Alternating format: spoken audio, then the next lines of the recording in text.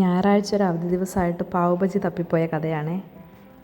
പുതിയൊരു food truck തുടങ്ങിയിട്ടുണ്ടെന്ന് കേട്ടു, north Indian. കേട്ട പാതി കേൾക്കാത്ത പാതി അച്ഛനും അമ്മയും മക്കളും കൂടെ വണ്ടിയെടുത്ത് ഇറങ്ങി കേട്ടോ. വീടിനടുത്തുനിന്ന് വലിയ ദൂരമില്ല, അതുകൊണ്ട് തന്നെ എന്തായാലും ഒന്ന് പോയി നോക്കാമെന്ന് വിചാരിച്ചു. എന്നും ഒരേ ടേസ്റ്റ് തന്നെ പിടിച്ചാൽ എങ്ങനെ ശരിയാവുന്നേ? ഇടയ്ക്കിടയ്ക്ക് മാറ്റി പരീക്ഷിക്കണ്ടേ? പിന്നെ പ്രത്യേകിച്ച് നോർത്ത് ഇന്ത്യൻ ഡിഷ് എന്ന് പറയുന്നത് ഞാനും ബോബുവും കുട്ടനൊക്കെ അതിൻ്റെ ആരാധകരാണ് കേട്ടോ. ബോബ് എപ്പോഴും എന്നോട് പറയാറുണ്ട്, അമ്മ അവരുടെ ടേസ്റ്റിൽ അവരുണ്ടാക്കുന്ന പോലെ ഉണ്ടാക്കി തരണേന്ന്. അവരോട് റെസിപ്പി ചോദിച്ചും അവരുടെ മസാലക്കൂട്ടുകളൊക്കെ പഠിച്ചും പലതവണ പരീക്ഷിച്ചിട്ടുണ്ട് കേട്ടോ.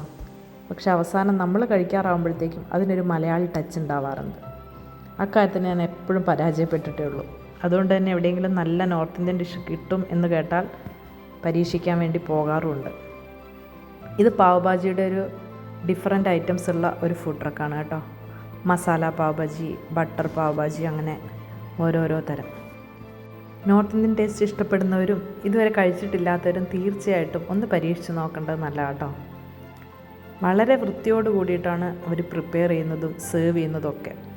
അങ്ങനെ കാണുമ്പോൾ തന്നെ നമുക്ക് മനസ്സിന് സമാധാനമാണ്. പൊതുവേ എനിക്ക് ഹോട്ടലുകളിൽ ഭക്ഷണശാലകളിലൊക്കെ പോയാലും 100% സംതൃപ്തിയോടെ കഴിക്കാൻ പറ്റാറില്ല കേട്ടോ.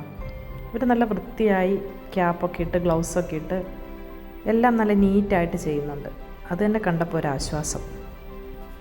ഒരു മലയാളി ഭർത്താവും കൂടെ നോർത്ത് ഇന്ത്യക്കാരി ഭാര്യയും ചേരുന്ന ഒരു കുടുംബം നടത്തുന്നതാണ് ഈ ഫുഡ് ട്രക്ക് കേട്ടോ. അപ്പോൾ തന്നെ രുചിയും ഗുണവും ഒരുമിച്ച് വരുമെന്ന് നമുക്ക് വിശ്വസിക്കാം.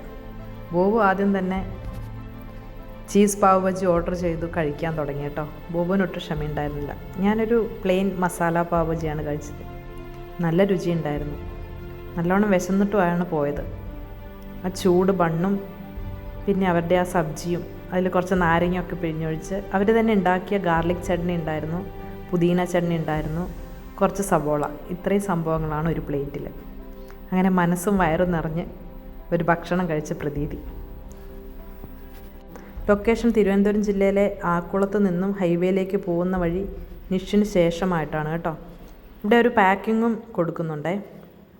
എല്ലാം നീറ്റായിട്ട് പാക്ക് ചെയ്ത് എല്ലാം ചട്നി അടക്കം സെപ്പറേറ്റ് പാത്രങ്ങളിൽ പാക്ക് ചെയ്തിട്ട് 10 രൂപ മാത്രമാണ് എക്സ്ട്രാ ചാർജ് മേടിക്കുന്നത് പാക്കിങ്ങിന് വേണ്ടിയിട്ട്.